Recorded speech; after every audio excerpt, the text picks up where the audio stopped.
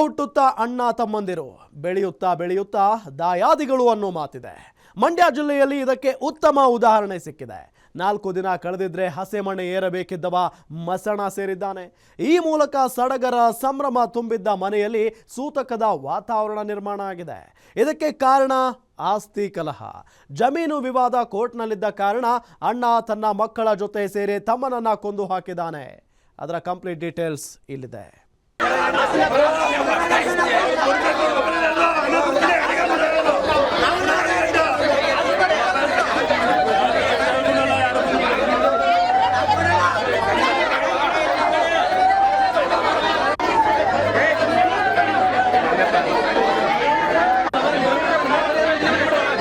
ಮನೆಯ ಕಿಟಕಿ ಗಾಜುಗಳು ಪುಡಿ ಪುಡಿ, ಮನೆಯಲ್ಲಿದ್ದ ವಸ್ತುಗಳೆಲ್ಲ ಚೆಲ್ಲಾಪಿಲ್ಲಿ.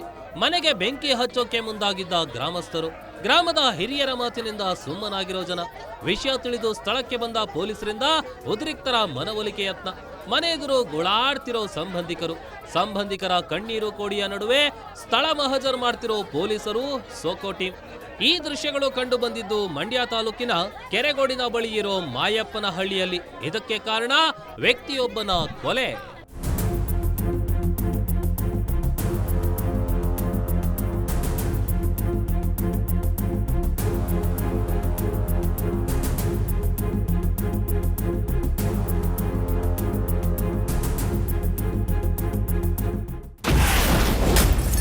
ಹಲವು ವರ್ಷದಿಂದ ಸಹೋದರರ ನಡುವೆ ಆಸ್ತಿ ವ್ಯಾಜ್ಯ.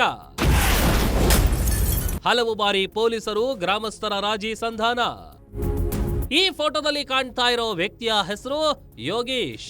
ಮಾಯಪ್ಪನ ಹಳ್ಳಿಯ ಶ್ರೀಮತಿ ದುಂಡಮ್ಮ ಮತ್ತು ಲೇಟ್ ನಿಂಗೇಗೌಡ ಅಲಿಯಾಸ್ ಚಿನ್ನಮರಿಗೌಡ ಅವರ ಕೊನೆಯ ಮಗ. ದುಂಡಮ್ಮ ಮತ್ತು ಲೇಟ್ ನಿಂಗೇಗೌಡ ದಂಪತಿಗೆ ಒಟ್ಟು 4 ಮಕ್ಕಳು. ಯೋಗೇಶ್ ಕೊನೆಯವರಾಗಿದ್ದು ಅವರಿಗೆ 2 ಅಣ್ಣಂದಿರು, ಒಬ್ಬ ಅಕ್ಕ ಇದ್ದಾರೆ. ಇವರ ತಂದೆ ಲೇಟ್ ನಿಂಗೇಗೌಡ ಅಲಿಯಾಸ್ ಚಿನ್ನಮರಿಗೌಡ ಕೇವಲ ತಮ್ಮ ಊರಿನಲ್ಲಿ ಮಾತ್ರವೇ ಅಲ್ಲ, ಅಕ್ಕಪಕ್ಕದ ಊರುಗಳಲ್ಲಿಯೂ ಉತ್ತಮ ಹೆಸರು ಗಳಿಸಿದ್ರು ಅಂತ ಗ್ರಾಮಸ್ಥರು ಹೇಳ್ತಾರೆ. ಅವರ ಮೊದಲ ಮಗನೇ ಲಿಂಗರಾಜು.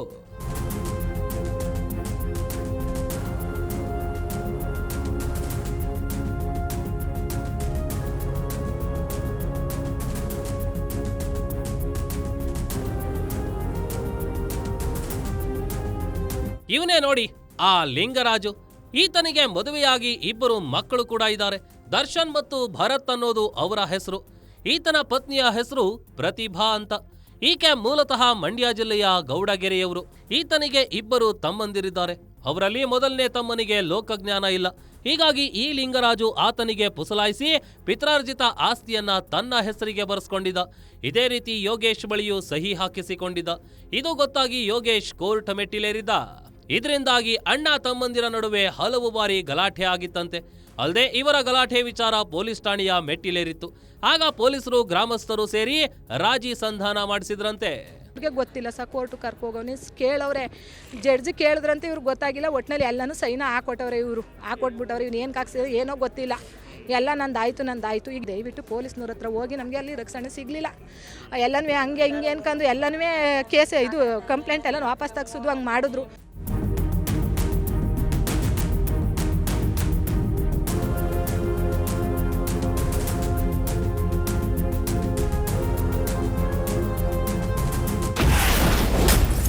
ಜನವರಿ 21ರಂದು ಹಸೆಮಣೆ ಏರಬೇಕಿದ್ದ ಯೋಗೇಶ್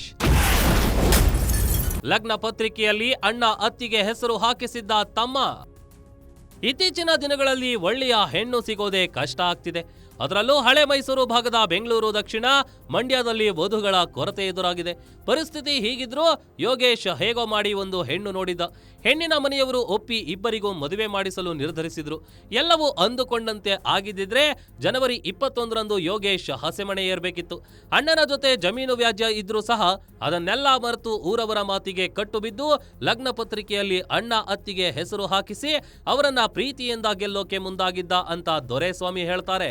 ಇಲ್ಲಿ ಒಣಗೆನಹಳ್ಳಿಲಿ ಒಂದು ಹುಡುಗಿ ನೋಡಿದ್ರು ಎಲ್ಲ ನಿಂತ್ಕೊಂಡು ತುಂಬ ಅವ್ರ ಅಣ್ಣ ನಿಂತ್ಕೊಂಡು ಮಾಡಬೇಕಾಯ್ತು.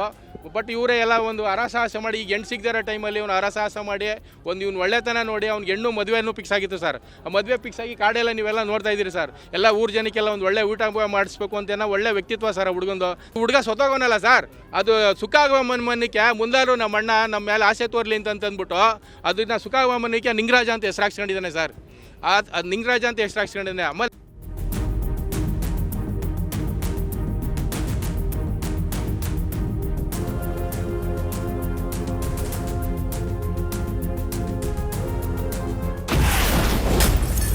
ಹಸೆಮಣೆ ಏರಬೇಕಿದ್ದ ಯೋಗೇಶ್ ಮಸಣ ಸೇರಿದ. ಆಸ್ತಿ ವಿಚಾರಕ್ಕೆ ಅಣ್ಣನ ಮಕ್ಕಳಿಂದಲೇ ಕೊಲೆ. ಜನವರಿ 21ರಂದು ಯೋಗೇಶ್ ದಾಂಪತ್ಯ ಜೀವನಕ್ಕೆ ಕಾಲಿಡಬೇಕಿತ್ತು. ಆದರೆ ಈಗ ಆತ ಮಸಣ ಸೇರಿದ್ದಾನೆ. ಆಸ್ತಿಗಾಗಿಯೇ ಯೋಗೇಶ್ ಹತ್ಯೆ ನಡೆದಿದೆ ಅಂತ ಕುಟುಂಬಸ್ಥರು ಗ್ರಾಮಸ್ಥರು ಆರೋಪಿಸಿದ್ದಾರೆ. ಅಲ್ಲದೆ ಲಿಂಗರಾಜು ಮತ್ತು ಅವನ ಮಕ್ಕಳು ಏನಾದ್ರೂ ಮತ್ತೆ ಗ್ರಾಮಕ್ಕೆ ಬಂದ್ರೆ ನನ್ನ ಗಂಡನನ್ನ ನನ್ನನ್ನ ಮಕ್ಕಳನ್ನ ಜೀವಂತ ಉಳಿಸಲ್ಲ ಅಂತ ಯೋಗೇಶನ ಅತ್ತಿಗೆ ವಿಶಾಲ ಆರೋಪಿಸಿದ್ದಾರೆ. ಆಸ್ತಿಗಾಗಿಯೇ ಯೋಗೇಶ್ ಕೊಲೆ ಮಾಡಿದ್ದಾರೆ ಅಂತ ಆತನ ಅತ್ತಿಗೆ ವಿಶಾಲ, ಸಂಬಂಧಿ ದೊರೆಸ್ವಾಮಿ, ಆತನ ಅಕ್ಕ ತಾಯಮ್ಮ ಮತ್ತು ಆಕೆಯ ಮಗ ಆರೋಪಿಸಿದ್ದಾರೆ. ಒಡಗುಟ್ಟನ ಕೊಲೆ ಮಾಡಾನೆ ಅಂತ ತಿಳ್ಕೊಬಿಟ್ಟು ಇವನು ಕೇಸ್ಗೆ ಪಾಸ್ಗೆ ಹೋರಾಡ್ತಿದ್ದ. ಇವನೇ ಇವ್ನು ಮುಗಿಸ್ಬಿಟ್ರೆ ಎಲ್ಲ ಸರೋಯ್ತು ಅಂತ 10 ಸಲ ಕೊಲೆ ಮಾಡೋದು ಸರ್. ಅವ್ನಿಗೊಂದು ಕುಂಟು ಬೇಡ, ನಾವು ಅನ್ನ ಸಮಕ್ಕೆ ಬರ್ಕೋತೀವಿ, ಅವ್ನು ಏನಿದೆ ಎಲ್ಲ ದಕ್ಕಿಸ್ಕೊಡಿ ಸರ್, ನಾವೇ ಉಣ್ತೀವಿ ಸರ್, ಬರ್ಸ್ಕೊಡಿ ಸರ್. ಆಸ್ತಿ ಸಲುವಾಗಿ ಸರ್ ಕೊಲೆ ಮಾಡಿರೋದು. ಅವನಂತೂ ಒಂದು ತಿಥಿ ಮಾಡಬೇಕು ಸರ್. ತಮ್ಮನ ಕೊಲೆ ಮಾಡ್ತೀನಿ ಎಂದು ಹೇಳಿಕೊಂಡಿದ್ದ ಅಣ್ಣ ಯೋಗೇಶ್ ಕೊಲೆ ಮಾಡಿ ತಲೆಮರೆಸಿಕೊಂಡ ಲಿಂಗರಾಜು ಮೊದಲ ತಮ್ಮನಿಗೆ ಅಷ್ಟೇನೂ ಲೋಕಜ್ಞಾನ ಇರಲಿಲ್ಲ. ಹೀಗಾಗಿ ಎರಡನೇ ತಮ್ಮ ಯೋಗೇಶ್ ಅಣ್ಣನ ಮೋಸದ ವಿರುದ್ಧ ತಿರುಗಿ ಬಿದ್ದಿದ್ದ. ಕೋರ್ಟ್ನಲ್ಲಿ ದಾವೆ ಹೂಡಿ ತಮಗೆ ಬರಬೇಕಿದ್ದ ಆಸ್ತಿಗಾಗಿ ಕಾನೂನು ಹೋರಾಟ ನಡೆಸುತ್ತಿದ್ದ. ಹೀಗಾಗಿ ಯೋಗೇಶನನ್ನ ಮುಗಿಸಿದ್ರೆ ನನಗೆ ಯಾರು ಅಡ್ಡಿ ಇರಲ್ಲ, ಸುಲಭವಾಗಿ ಆಸ್ತಿಯನ್ನ ಲಪಟಾಯಿಸಬಹುದು ಅಂತ ಯೋಜನೆ ಹಾಕೊಂಡಿದ್ದ. ಅಲ್ಲದೆ ಹಿಂದಿನಿಂದಲೂ ತಮ್ಮ ಯೋಗೇಶನನ್ನ ಕೊಲ್ಲೋದು ಗ್ಯಾರಂಟಿ ಅಂತ ಊರಲ್ಲಿ ಹೇಳ್ಕೊಂಡು ತಿರುಗಾಡಿದ್ದ ಅಂತ ಯೋಗೇಶನ ಅತ್ತಿಗೆ ವಿಶಾಲ ಆರೋಪ ಮಾಡಿದ್ದಾರೆ. ಇವನು ಒಂದ್ಸಲ ಪೊಲೀಸ್ ಸ್ಟೇಷನ್ಗೆ ಕಂಪ್ಲೇಂಟ್ ಕೊಟ್ಟಿದೆ. ನಮಗೆಲ್ಲ ಕೊಲೆ ಬೆದರಿಕೆ ಹಾಕೋದು, ಎದುರಿಸೋದು, ಮಾಡೋದು ಹಂಗೆ ಮಾಡ್ತಿದ್ದ. ಅಲ್ಲಿ ಪೊಲೀಸ್ ಸ್ಟೇಷನ್ಗೆ ಕಂಪ್ಲೇಂಟ್, ನಿಂಗರಾಜು, ಭರತ್, ಪ್ರತಿಭಾ ಮತ್ತು ದರ್ಶನ್ ಇವರು ಸರ್. ಆಮೇಲೆ ನಾನು ಕೆರಗೋಡಿಗೆ ಪೊಲೀಸ್ ಸ್ಟೇಷನ್ಗೆ ಕಂಪ್ಲೇಂಟ್ ಕೊಟ್ಟಿದ್ದು. ಆವಾಗಲೂ ನನ್ನ ಗಂಡನಿಗೆ ರೀಪರ್ ಮಳೆಯಲ್ಲಿ ಎತ್ತಿ ಬುಂಡೆಗೆ ಹೊಡೆದು ರಕ್ತ ಎಲ್ಲ ಈಗಲೂ ಸರ್ಟು ಅಲ್ಲಿ ಐತೆ ಸಹ ಮಡಿಕೊಂಡಿವಿ. ರಕ್ತ ಹೊಡೆದು ಇಲ್ಲಿ ಹೊಲಿಗೆ ಹಾಕಿ ಮಂಡ್ಯದಲ್ಲೆಲ್ಲ ಆಗಿತ್ತು. ಇಲ್ಲಿ ಸ್ಟೇಷನಲ್ಲಿ ಎಲ್ಲರೂ ಎದುರಿಸಿ ಕಂಪ್ಲೇಂಟ್ ವಾಪಸ್ ತಗೊಂಡು ಸಹ ಈ ಥರ ಅಂದರೆ ಸಹ ಅದೇ ಕೋರ್ಟ್ ಕೇಸ್ ಆಗ್ತಾ ಜಮೀನೆಲ್ಲನೇ. ಈಗ ನನ್ನ ಗಂಡ ಶುಗರ್ ಪೇಷೆಂಟು, ಅವನು ಏನೂ ವ್ಯವಹಾರ ಏನೂ ಗೊತ್ತಿಲ್ಲ. ಈಗ ಇವನಿದ್ದು ಕೋರ್ಟ್ಗೆಲ್ಲ ಕೇಸ್ ಹಾಕಿದ್ಮೇಲೆ ಇವನ್ನ ತೆಗೆದ್ಬಿಟ್ರೆ ಎಲ್ಲ ನಂದು ಆಯ್ತಿದೆ, ನಾನು ಬೇಲ್ ಮೇಲೆ ಈಚೆಗೆ ಬರ್ತೀನಿ.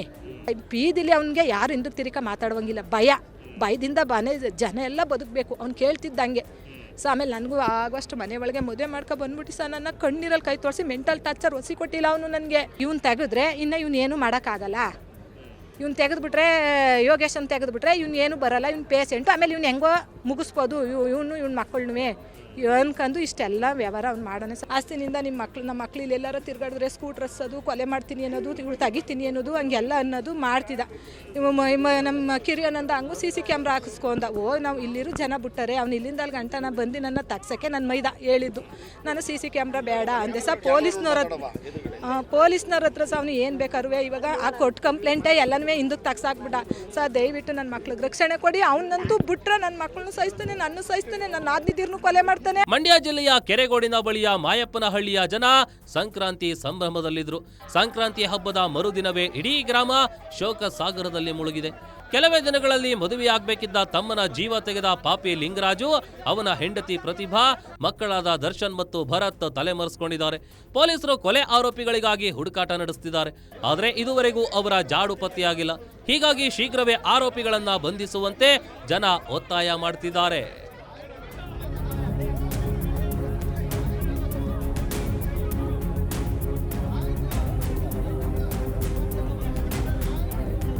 ಕೆಲವೇ ದಿನಗಳಲ್ಲಿ ಹಸೆಮಣೆ ಏರಿ ಹೊಸ ಜೀವನ ರೂಪಿಸಿಕೊಳ್ಳಲು ಯೋಗೇಶ್ ಮುಂದಾಗಿದ್ದ. ಇದರ ನಡುವೆ ಅವನ ಪಾಪಿ ಅಣ್ಣ ತಮ್ಮನ ಜೀವವನ್ನೇ ತೆಗೆದು ಬಿಟ್ಟಿದ್ದಾನೆ. ಅಣ್ಣ ತಮ್ಮಂದಿರ ನಡುವೆ ಆಸ್ತಿ ವಿವಾದ ಇದ್ದರೂ ಲಗ್ನ ಪತ್ರಿಕೆಯಲ್ಲಿ ಅಣ್ಣ ಮತ್ತು ಅತ್ತಿಗೆಯ ಹೆಸರು ಹಾಕಿಸಿದ್ದ.